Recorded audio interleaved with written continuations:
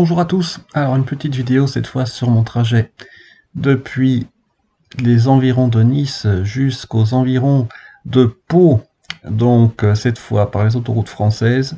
Vous allez voir, c'est quand même plus agréable d'un point de vue personnel hein, en termes de conduite, car les autoroutes sont plus larges et évidemment il y a moins de tunnels. Donc on va regarder tout de suite ce que ça donne au niveau d'ABRP. Alors vous verrez aussi des fois, sur certaines séquences vidéo, je montre du doigt certaines choses. En fait, c'est aussi pour que je me rappelle personnellement ce que je veux vous montrer, car j'ai tellement de petites séquences que c'est difficile des fois de se souvenir exactement ce dont je veux vous informer. Alors voici le trajet, hein, depuis Nice, un arrêt à Cambarette, puis ensuite un arrêt à Narbonne, vraiment important, puisque là, il fallait que je charge au moins d'après BRP à 93% pour avoir environ 10% pour arriver à Pau, et ce, sans baisser ma vitesse. Et on va voir concrètement ce qui va se passer, parce que vous savez que entre Narbonne et Toulouse, il peut y avoir du vent, hein. Donc ça peut jouer aussi sur la consommation. Et nous voilà partis donc aux alentours de Nice avec le premier arrêt. Donc là c'est vrai que c'est super agréable honnêtement par rapport aux autoroutes italiennes, je dois avouer. Pour la consommation, pour l'instant là, j'ai pas vraiment de différence comme par rapport au trajet précédent où j'avais 10% de différence. Et donc on va arriver au premier arrêt de Cambarette, où c'était plutôt un arrêt en plus plutôt pratique, puisque on devait prendre le petit déjeuner, puisqu'on était parti à environ 7 heures du matin depuis les alentours de Nice. Donc là on va voir la sortie automatique qui marche toujours aussi bien. C'est vrai que le clignotant a tendance à se mettre au dernier moment et on tourne à droite aussi au dernier moment. J'ai failli me faire surprendre par une voiture derrière qui heureusement me collait mais n'a pas voulu me doubler par la droite, autrement ça aurait pu être dangereux. Mais comme vous savez, sur cette aire, en fait, vous avez à la fois des superchargeurs Tesla et des chargeurs Ionity. Alors là, honnêtement, pour ce trajet-là, je n'ai absolument eu aucun problème au niveau de la densité, au niveau des chargeurs, un peu plus à Dortmund, mais vraiment absolument aucune saturation des superchargeurs. Bon, c'est sûr que on n'est pas en été, et les trajets pendant les vacances, là, avec le semi-confinement qui est mis en place, limite aussi quand même les ardeurs de déplacement en Tesla, notamment de nos voisins étrangers. Donc nous voilà au superchargeur. Vous voyez, absolument personne. Et on va charger comme d'habitude une quinzaine de minutes pour prendre, si je me souviens bien, 20-25%, voire un peu plus, ce qui permet de s'arrêter tranquillement. Voilà, j'ai un petit préchauffage de batterie avant. Et j'ai chargé à peu près de 45-46% à 85%, voire un peu plus, pour arriver au moins à 10% à Narbonne. Et là, la voiture, hein, si vous suivez, c'est vraiment pratique, puisque là, le trajet suivant, j'avais mis Narbonne, donc elle vous prévient quand la charge va s'arrêter, quand vous avez atteint le pourcentage nécessaire pour arriver jusqu'au la prochaine destination. C'est toujours dommage, évidemment, de ne pas pouvoir mettre des waypoints, puisque là, moi, je voulais passer par certains superchargeurs spécifiques, et pas par exemple par Nîmes, comme il proposait au départ.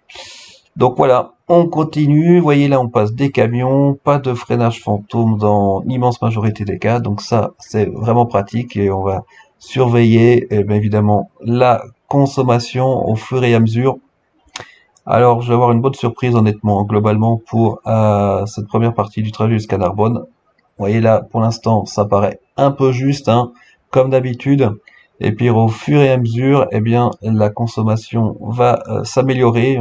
Avec ABRP, quand même, j'ai une moyenne remarquable là. Je tourne autour de moins de 140 Wh au kilomètre pour 110 km/h avec ma Model 3 Performance Ghost. C'est vraiment remarquable. Bon, à 130 évidemment, c'est une autre paire de manches. Mais concrètement, j'ai quand même une convention très très bonne pour les performances de la voiture au général. Vraiment rien à dire. Et là voilà, on arrive au péage. Donc là, évidemment, comme on reste tout à gauche, je peux des fois rester avec le maintien dans la voie, le FSD. Et là, on va voir ce qui se passe. Vous regardez bien, je reste avec le régulateur, mais je suis obligé de quand même de ralentir, parce qu'autrement je serais passé trop vite. avec le télépéage, mais concrètement ça marche vraiment très bien, donc en toute tranquillité. Et vous verrez plus tard, j'ai comme une surprise sur la gauche. Je sais pas si on le verra bien, mais faites attention quand vous réaccélérez depuis en sortie de péage. D'ailleurs c'est maintenant, je vais vous remontrer ça tout de suite.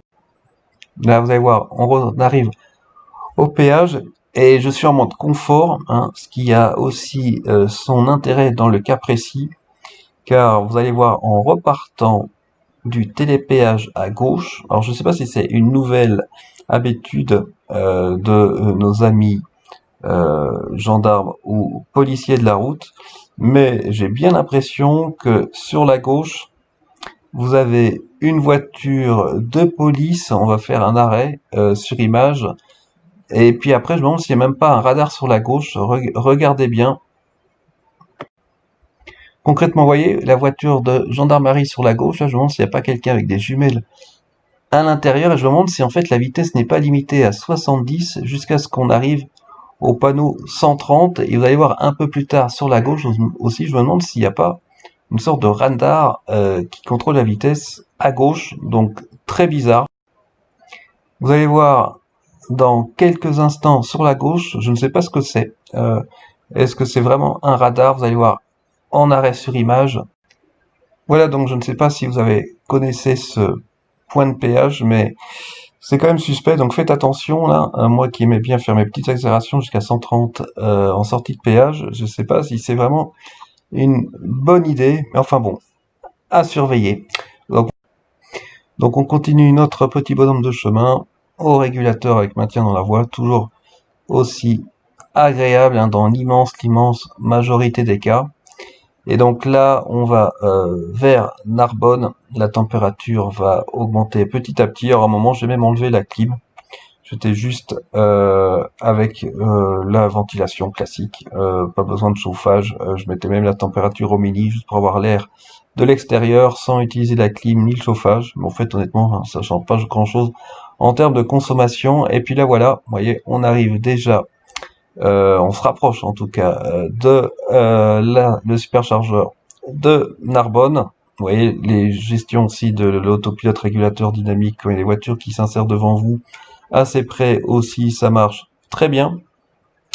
Et vous voyez là, mon estimation a augmenté un petit peu, donc tout en contrôle entre guillemets. Vous allez voir qu'après ça va être un peu différent pour la dernière partie du trajet entre Narbonne et Pau, puisque j'ai 334 km que je voulais faire d'une seule traite, et, bien vous allez voir un peu plus tard si j'ai réussi ou si j'ai dû m'arrêter entre-temps, sachant que je ne voulais pas passer par le superchargeur de Toulouse qui est au nord. Hein. Ça c'est clair, je ne voulais pas, ça me fait perdre beaucoup de temps, puisqu'après il faut redescendre à Toulouse Sud pour reprendre l'autoroute vers Tarbes.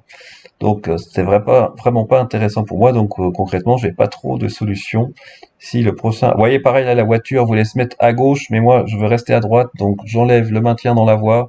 Ça c'est classique, on en avait parlé aussi dans le live, ça arrive fréquemment.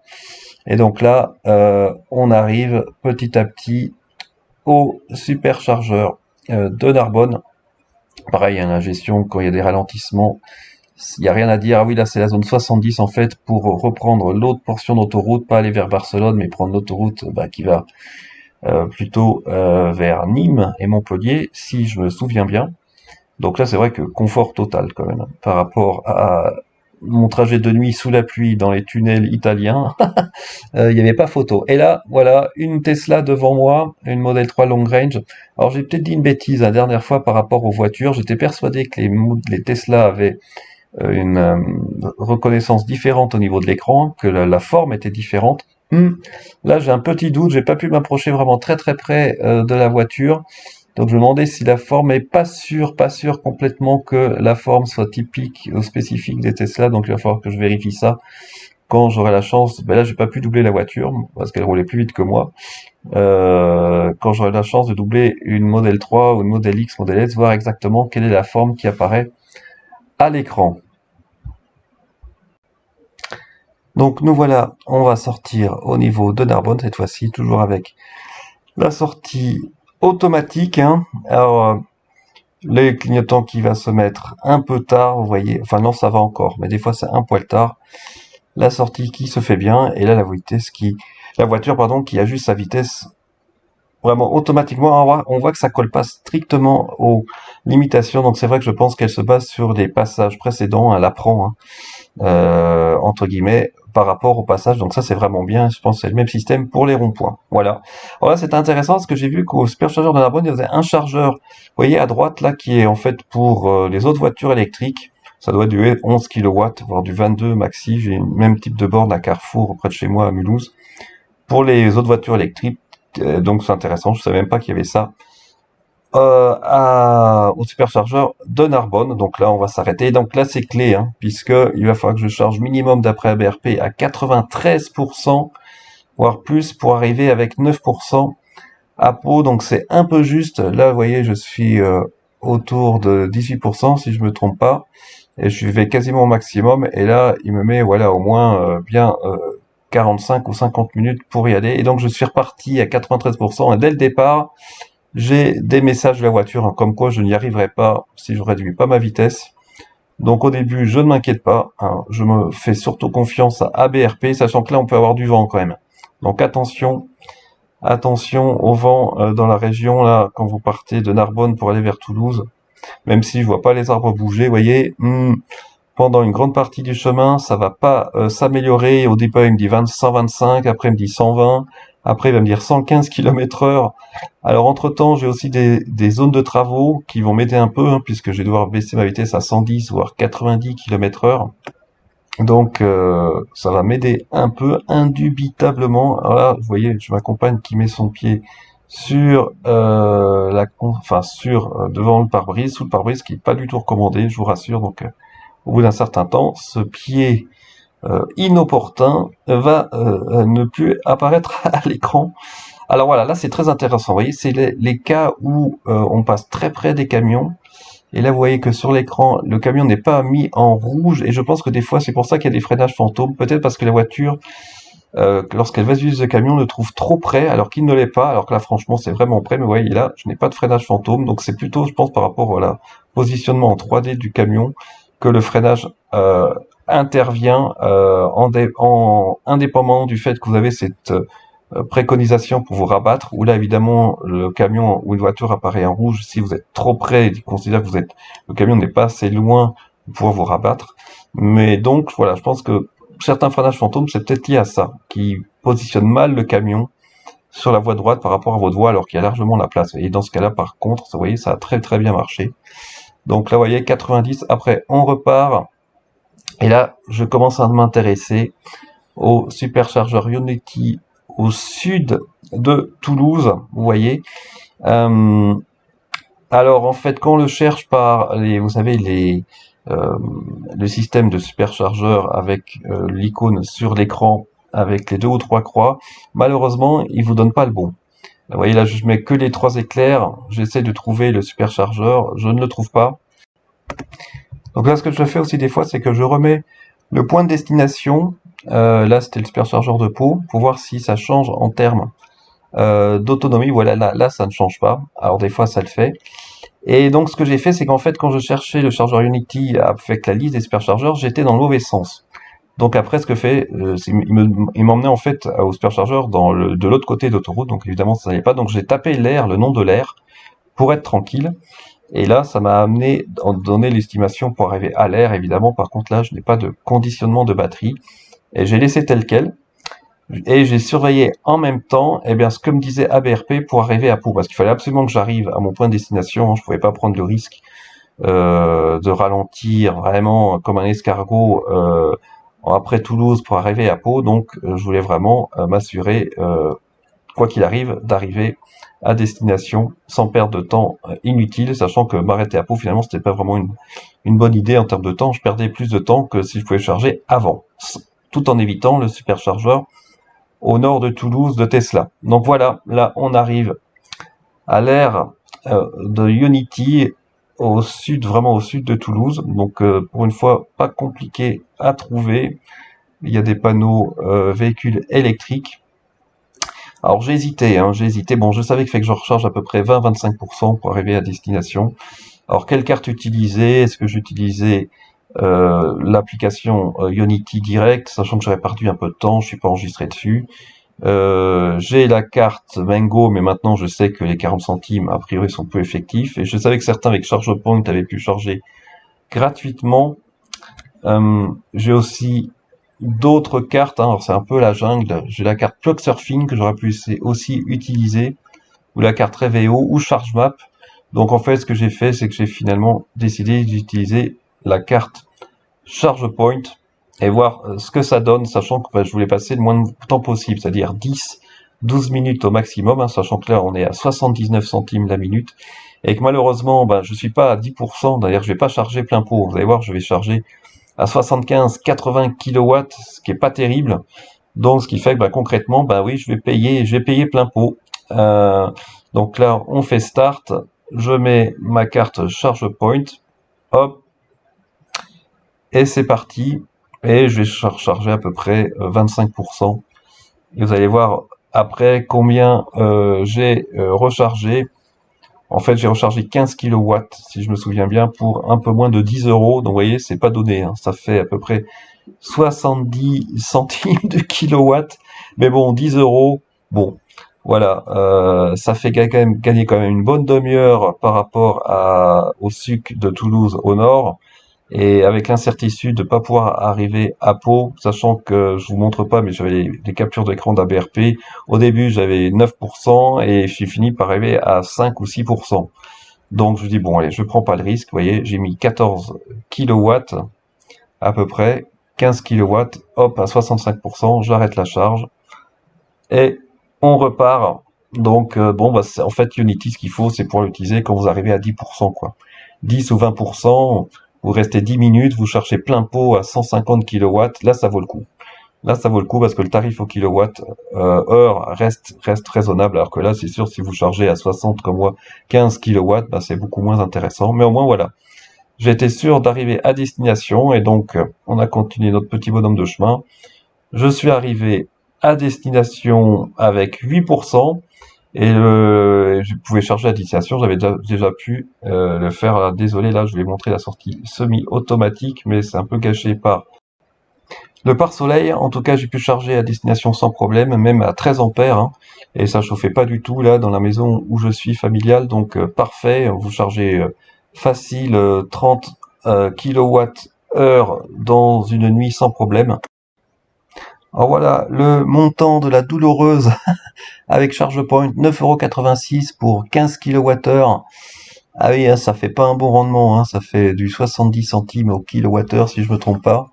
On est quand même loin des 30 centimes, mais bon, comme je l'ai dit, hein, si vous arrivez à Ionity que vous chargez à 180 kW, là c'est complètement différent, le coût au kilowattheure sera beaucoup moins fort. Et là pour vous montrer voilà que ce qui m'a fait décider vraiment de pas m'arrêter à Pau, hein, c'est que à la fin j'arrivais à 5%, donc je dis bon, on va pas prendre du risque, hein, je suis en famille, j'ai pas envie de jouer. En plus je connaissais pas le superchargeur de Pau, même si je pense que j'aurais pas eu de problème pour le trouver. On va s'arrêter à Unity, voilà, pour dépanner. Franchement, c'est pas mal, c'est quand même pas mal pour 5 ou 10 euros. Je pense que ça vaut le coup. Alors dans les deux cas, que ce soit la voiture ou ABRP, c'était quand même assez précis, mais vous voyez, même ABRP qui prend là en compte, je suis abonné, la météo, le vent, etc., les qualités de la voiture intrinsèque, hein, puisque là j'ai la totale avec ABRP, là quand même l'estimation, c'est détérioré au fil des kilomètres, je passais de 9 à 5%, et en ajustant un peu ma vitesse aussi. Probablement aussi parce que j'avais un peu vent de face, que ABRP n'a pas pris en compte de manière optimale et que la voiture, elle, ne prend pas en compte du tout. Donc voilà, faut quand même faire attention, hein, si vous arrivez à moins de 10% à un superchargeur, prenez un peu de marge, on ne sait jamais. Voilà, écoutez, j'espère que cette petite vidéo vous a plu. Merci encore pour votre fidélité. N'hésitez pas à laisser des questions, à utiliser mon lien de parrainage si le cœur vous en dit. Et on se dit à très bientôt sur Tesla Alsace. Au revoir.